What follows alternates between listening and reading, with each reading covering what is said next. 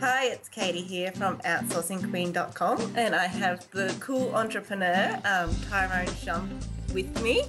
I'm really thankful for you joining me on board. Thanks very much for inviting me, Katey. Appreciate to be on this call. Thank you.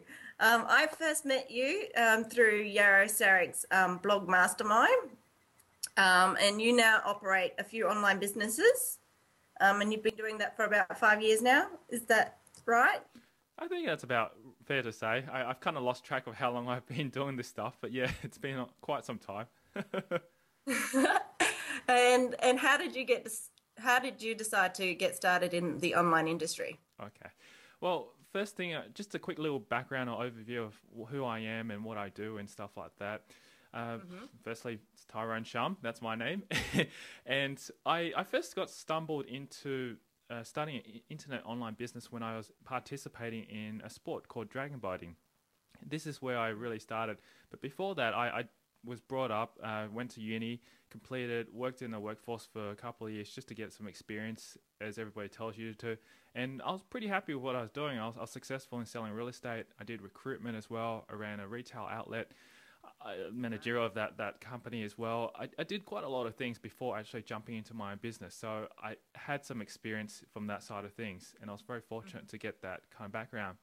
But what happened was I was dragon boating at the same time as a sport, just as a hobby, and I was doing that while I was working full time as well.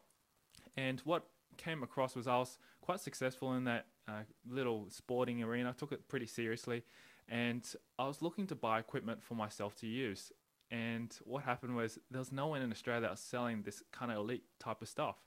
And I was thinking, where can I get this from? So what I did was I contacted the suppliers overseas from the US and Canada and asked if they'd be willing to sell me some paddles and some equipment that I wanted to get so I could use for dragon boating.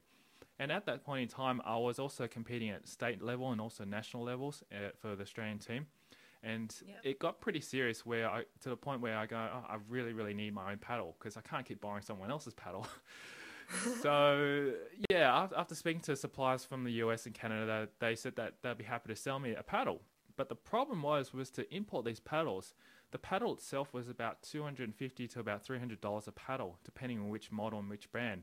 But to ship it across would cost exactly the same price, so $250 on top of that, which meant that I'd be spending about $500 to $550 just for one paddle, which I thought was a bit expensive. Yes. And I'm not paying that. Ridiculous. It's ridiculous for a paddle, but people desperate for it really, really wanted it. So I came up with this little ingenious idea of contacting all the rest of the team members in different clubs and said to them, hey, I'm looking to import some paddles over here. Would you guys be interested in buying these paddles once I import them here? And they're about $250, $280 each. And they said, hey, yeah, we need one because we're competing also too. We're in your team. And these paddles are really light and they're fast and elite and all the best components about them. So it started off with, I think, an order of about 20 people who ordered paddles together. And I said, hey, I'm going to import 20 of these across. What deal can you do for me? So in the end, I struck a deal with them. The price of shipping was the same. I think it was about $250 to $300 for 20 paddles. So it was the same price. But the beautiful thing about it was that I ended up making some money on the side as well too. So I bought my own paddle for free without having to. Oh, wicked. So I thought, wow, I could do this. This is fun. I could import these paddles and sell it to all the team members in different clubs. And that's where the whole start of internet business came in. It wasn't because I wanted to start up a store. I already worked in retail. I know what it's like. I'd be there from 9 o'clock and knock off at 5:30. And you know, with customers, they don't come in consistently, and there's not always a stream of customers. It will be one big blow of customers come in for an hour, and then you'll have silence for about another hour or so, and it's not consistent. So I thought, I don't want to open a retail outlet and stand there for 8 hours a day or so. So I decided to set up a store online, which I've been hearing all about that craze. Set up a store, you can open it for 24 hours, 7 days a week, and make sales that way. And that's what happened. I took that whole concept of importing the paddles and I put it onto this website, and I started promoting the website and started getting sales and orders in because there's a demand for this. And that's really where I first started my first internet-based business, and that one took off, making a six-figure income per year for me. And yeah, I was quite happy doing that. And yeah, it was good. I quit my full-time job and went into doing this for pretty much full-time. So I had replaced my job the full-time job, I worked with someone to replacing myself with another job. And so it was a job for you, it wasn't a business. It was a business. It was a business. But when you start working in a business, you're doing everything because you're the one-man show, one-man band.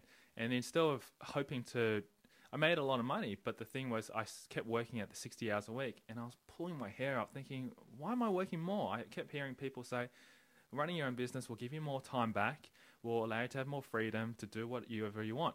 And I believed in that, but I just didn't see it happening. So this is where I was searching for answers to try and leverage myself, try and make things better, have more time back, make more money, and so forth. And this is where I came across Tim Ferriss's 4-Hour Workweek. And when I first picked that up and started reading for it, I just felt that I could relate so much to him because he was running a supplements-based business, which is all online, distribution, importing, etc. And I thought, wow, if he can do it, I can do that too. So what I did was I read the whole book straight through, took a lot of the information and just started implementing it. And the first thing I did was firstly eliminate emails, as I think we were talking about this before, saying emails is just one of the biggest things that take up so much time for us.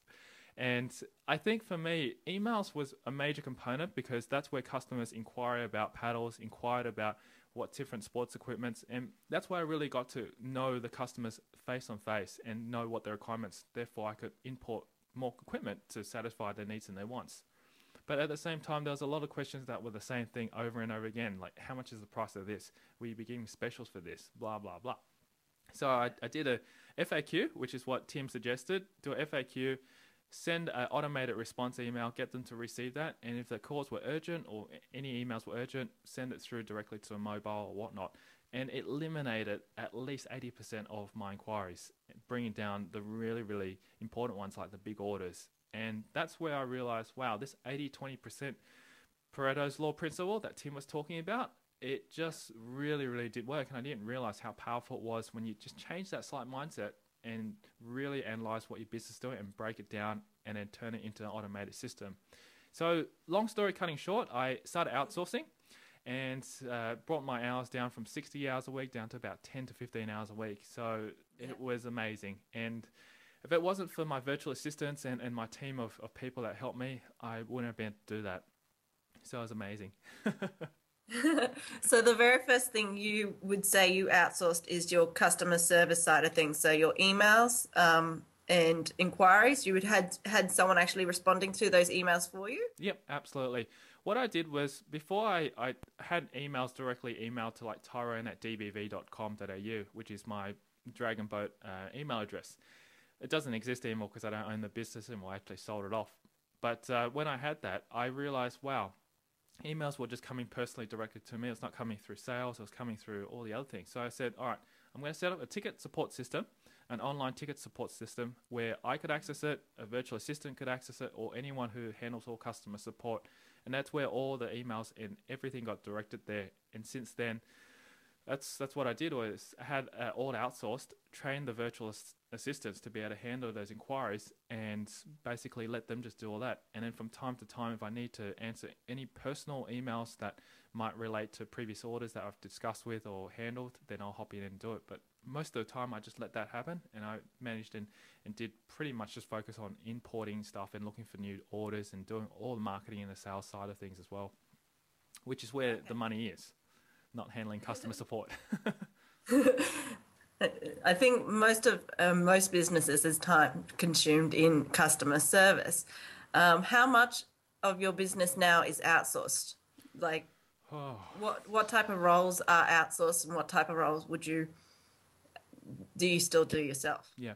All right. Well, for example, I'll start with firstly what things I don't currently do myself and what things I focus on, because I look at two things. The first thing I look at is which activities are going to be non-dollar productive, which means things that I don't need to do and will not produce any income for me. And then secondly, I look at things that are income producing. So things that if I put my effort into it, I know that they'll return me some kind of value or some kind of return of income. So I split those two things up. And the things that I see in my business, my current business that I run right now, which is all to do with internet-based business, is customer support that I outsource. All the programming and technical side of things I outsource. The video uploading and management of comments and anything from the front end is all outsourced and handled by the customer service and the technical support team. The things that I do myself, which is the dollar productive things, is videoing. So for me to get in front of a camera, I have to, because that's who I am and I love doing what I do. Otherwise, it's not Tyrone. So that's one thing I do. I still communicate with subscribers, so I send my own email newsletters out because they are crucial, and that's me being genuine, talking to the database, talking to subscribers. I also produce my own content still, so I think that's important because I think that's what people want to see and deal with me as well. So those are the things I do. Interviews such as these, I obviously am on the call. I can't outsource that. No, you can't do that. But it's even if I try to, I don't think I could find a replica Tyrone out there. No, it's a bit like those Jennifer Lopez doubles. It just doesn't work. So I do that, and a lot of the thinking behind a lot of the projects I do, and I probably sit down and do a lot of thinking behind the times. And for example, there's a new project that I'm currently working on at the moment, which is doing it with another friend online. And we call it this little challenge, which I haven't told anyone yet, but him and I am thinking of telling people soon. And I've been sitting down thinking about how to do it, how to implement it, and so forth. And once I've written it down on paper, then what I'll do is I'll have it loaded into a project and then get my team to go ahead and proceed to complete the project for me, whilst I just continue to oversee and see how things are going. Once that project's done, then switch it live, and from there we make money. That's what I do. Yeah, so it's fun. How do you go about finding the people for your team? Well, that's a good question. I know that there's a lot of questions and asking behind that, because a lot of people go, yeah, where do I look for to start off with? And I'll give you a little story behind how I started. I hopefully you can learn from my mistakes as well too. The first thing was I went out there after reading Tim Ferriss's book and hopped onto the sites he recommended. Sites like Elance, Odesk, and any of those other sites were out there. But the biggest problem I found was that when I went out there to look for those people, I didn't specify exactly what type of country I wanted people to apply from. And that's a key and crucial thing. And the first one I picked was directly from India. And what happened was that first virtual assistant I hired was very, very good in terms of its price and its low cost for the business. But the problem was that the quality of the work and also the amount of hours they spent was not there. And I spent quite a lot of time chasing things back and forth. And instead of taking a task to take 2 hours or 3 hours to do, it took like 10 hours. And I know why they were doing that. And the reason why is because they say that, yes, we can do all the work, but they'll spread it over time so they can charge you more. And I feel sometimes when working with those people from those countries, there is a certain cultural barrier there, which makes it really difficult to try and communicate certain things. So you say one thing and then they'll go and complete and do another thing. And that was not a good experience for myself. And I tried it 2 or 3 times and I thought, third time, I hope I'll be lucky and I might find a good one. But in the end, it just didn't work out. So from there, I was very lucky though, because after the third virtual assistant from India, I had someone from the Philippines contact me, and I'd never tried anyone from there. And what happened was when they contacted me, they said that we'd like to offer you our services, and it was a lot cheaper than the people from India, which blew me away. And also too, their English was so much better and they understood exactly what I wanted. So I said, why not? You know, I've tried 3 times. If it doesn't work, what have I got to lose? So from that instance onward, I've stayed with this company. And the reasons why I've stayed with them is because service is absolute top notch, because they provide really good virtual assistants who understand you, who communicate with you, and also accountable to you every day. They provide backup assistance, so if one of them falls sick, there'll always be another one to provide for you, so they don't go off and have downtime. And lastly, they're very, very good in terms of their price and competitive with the rest of the market. So that's the reason why. And the country I recommend to go is to find people from the Philippines. A place that I've been successful finding good virtual assistants is websites such as bestjobs.ph, and also I've found quite a few people from Odesk, but I've specifically said I want people from the Philippines, and I've listed that in my ad. not to be discriminative, but you just have to filter through. And if you don't filter through to the right people, you'll get all sorts of people applying for the position. And that's what I've done successfully from Odesk. Otherwise, I've had family and friends recommend, and also I've asked my virtual assistants and my programmers where they might be able to recommend people as well. And they've been able to recommend a lot of people to me too. Nice. One thing I also want to add as well too, a really good friend of mine, Chris Ducker.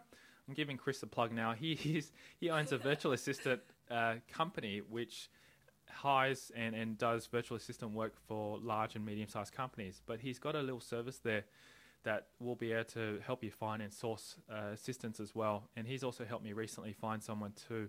So if you want to check out his blog, just hop onto the virtualbusinesslifestyle.com blog and just send him an email and say, look, I'm looking for a virtual assistant or programmer or whoever. I might be able to give you a hand with that. Or would you be able to give me a hand with that? And I'm pretty sure it'll help you find something. It does charge for a fee for that, but it's well worth it because it'll save you the time for filtering through if you don't have time to do it. Nice. And you actually come from a technical background. But for those who actually don't come from a technical background, what are the things that you would look for a technical person? Because if you have no knowledge in technical background, aspects, then how do you know a good one from a bad one? It's really all dependent on their previous work.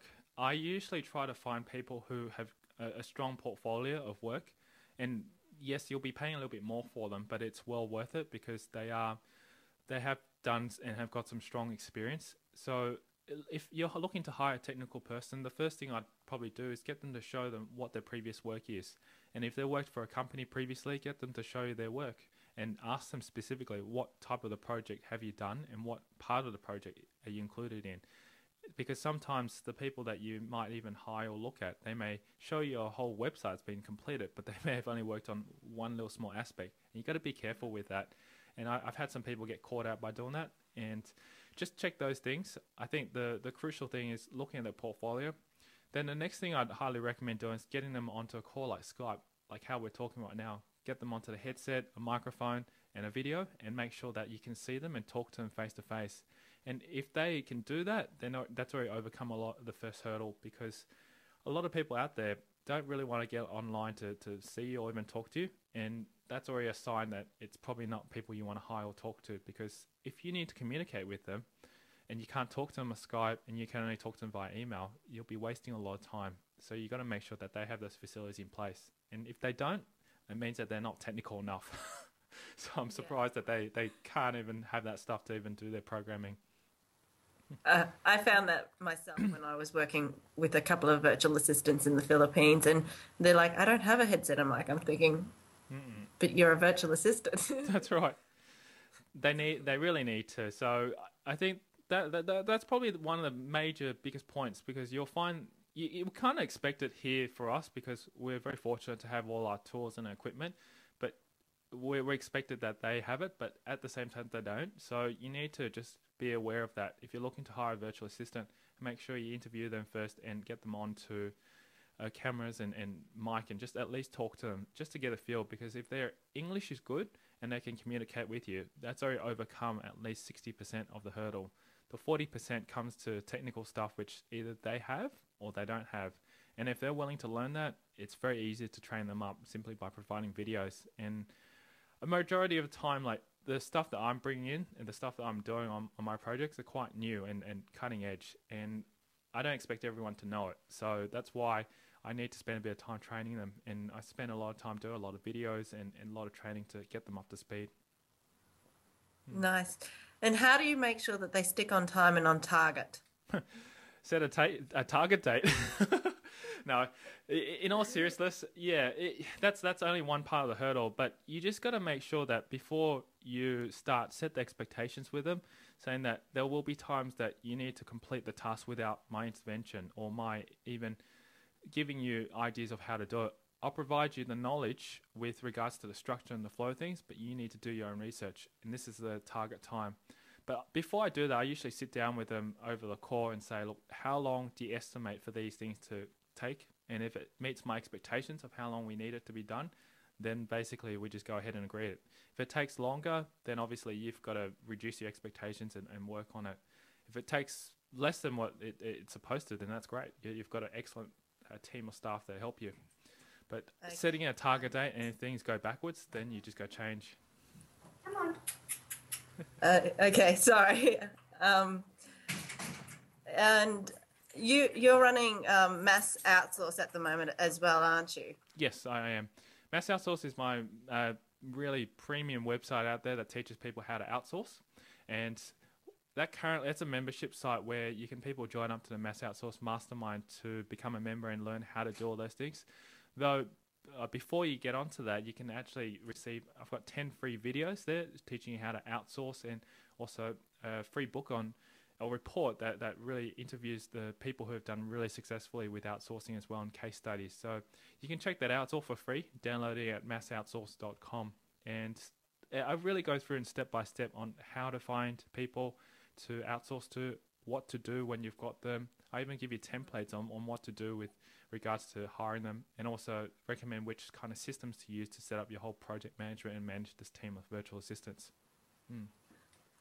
And do you go through things like contracts and drafting documents between virtual assistants and the business owner so that the business ideas are protected, or?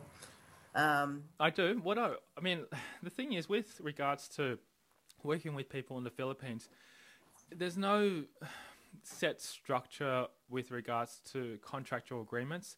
It's usually based on after you've interviewed them and you've spoken to them. If you're only like a small business just starting out, they really just want to work for you, and as long as you pay them, you've really set up an agreement between you and them. And if they're delivering the work, that's fine.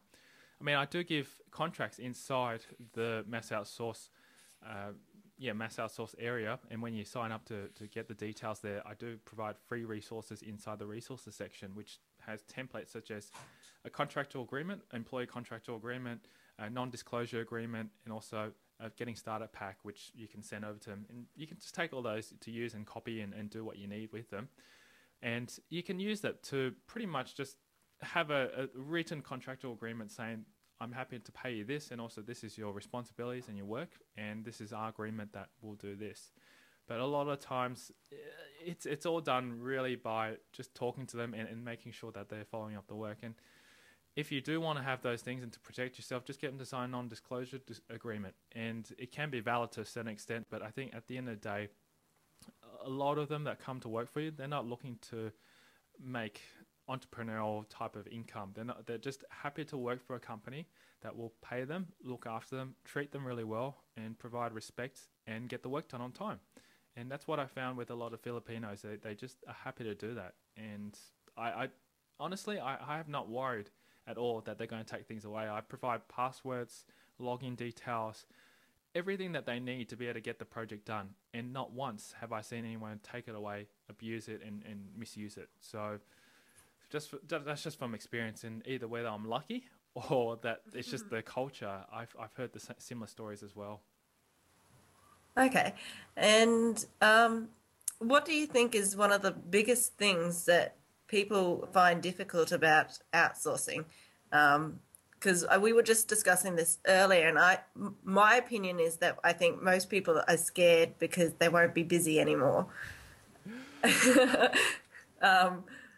And so what are the things that you find with people in using more so the Philippines as the biggest hurdle to outsourcing?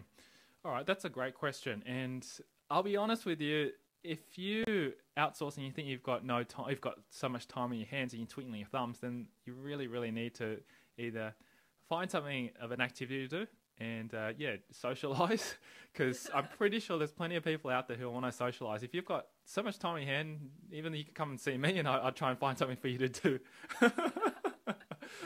But in all seriousness, we'll go dragon boat. Sporting is great.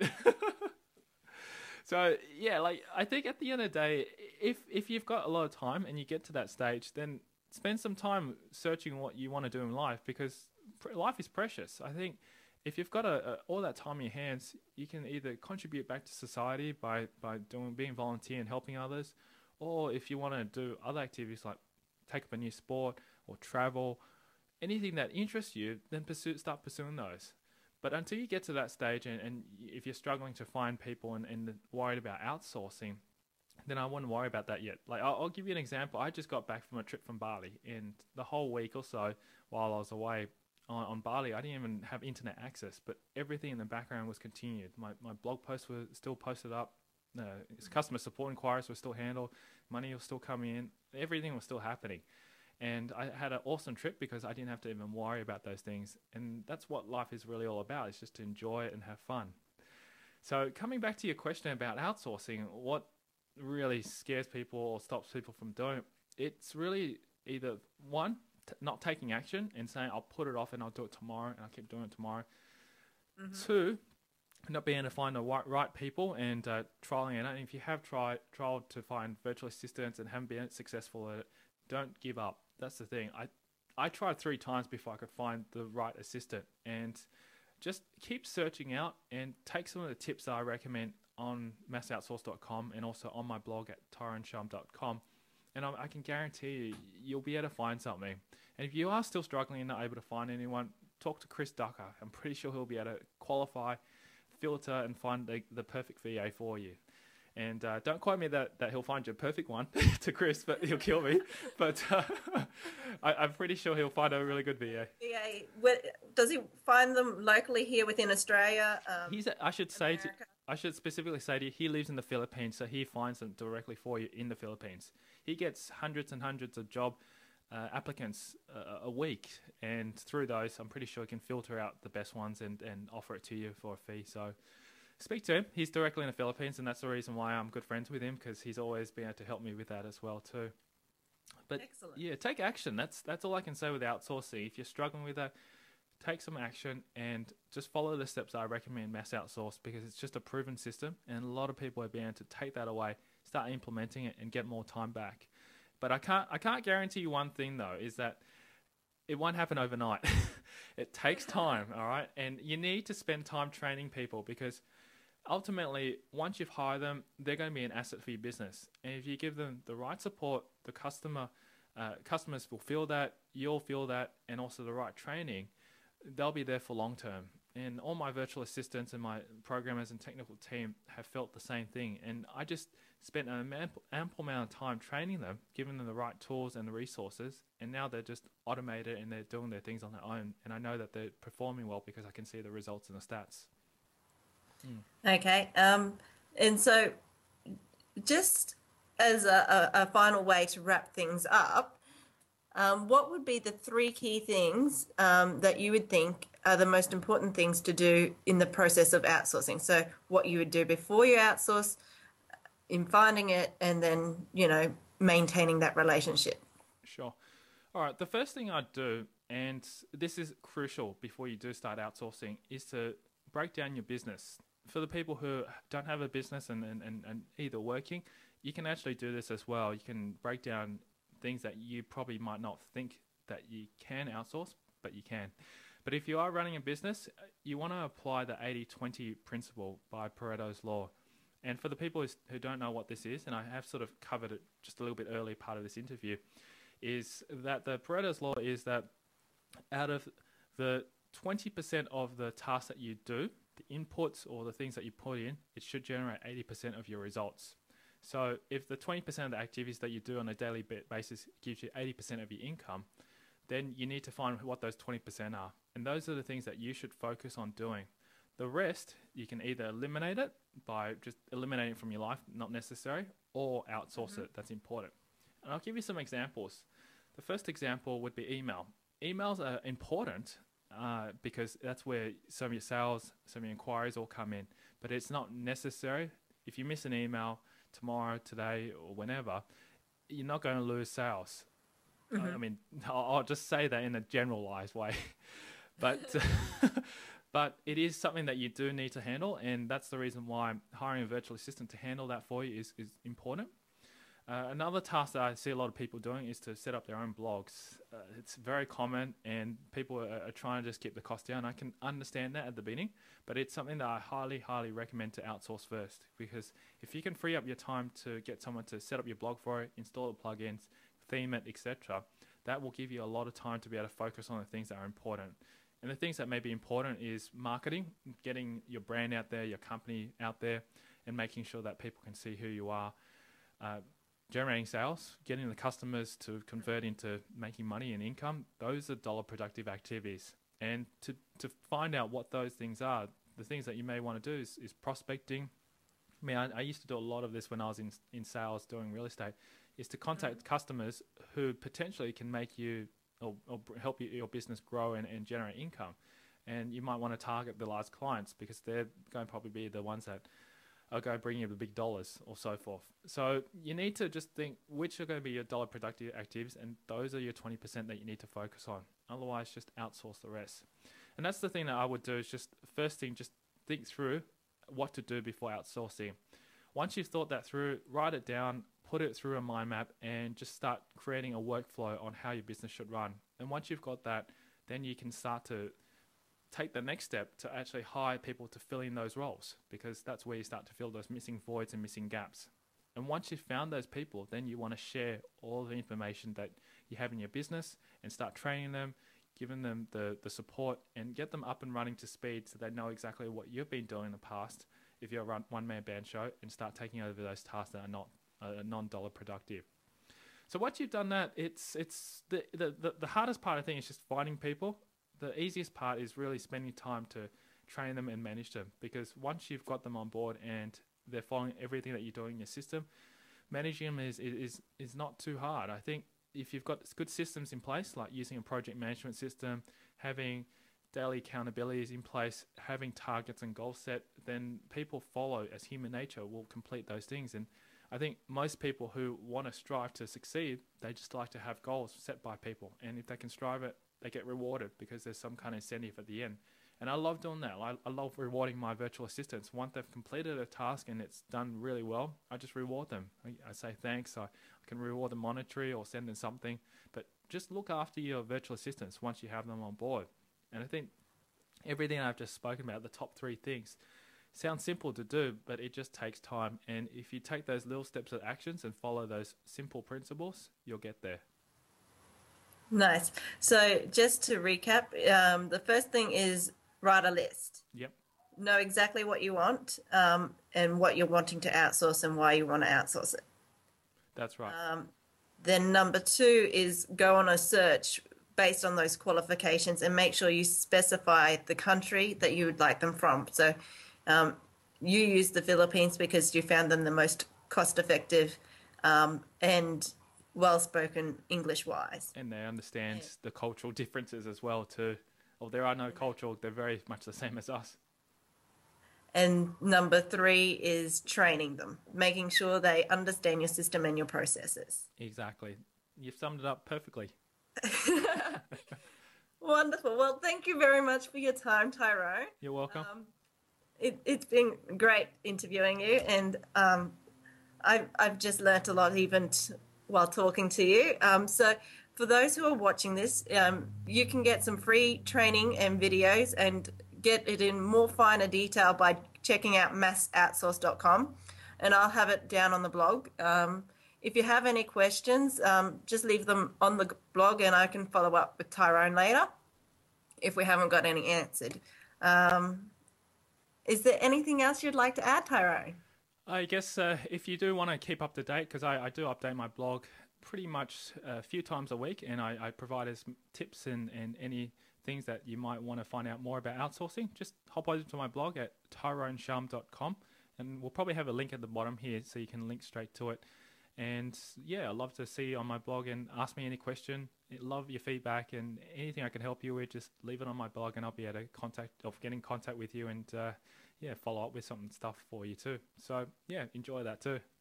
Thanks very much as well for inviting me onto the call and doing this interview with me, Katey. Oh, no worries. I think it's been needed that we need to get a lot of people's outsourcing questions answered, and I think you've helped a lot. Thank you. Appreciate that. Well, we'll catch you all later then. So if you have any more questions, come check out outsourcingqueen.com, or go check out Tyrone Shums.com or MassOutsource.com. See you later.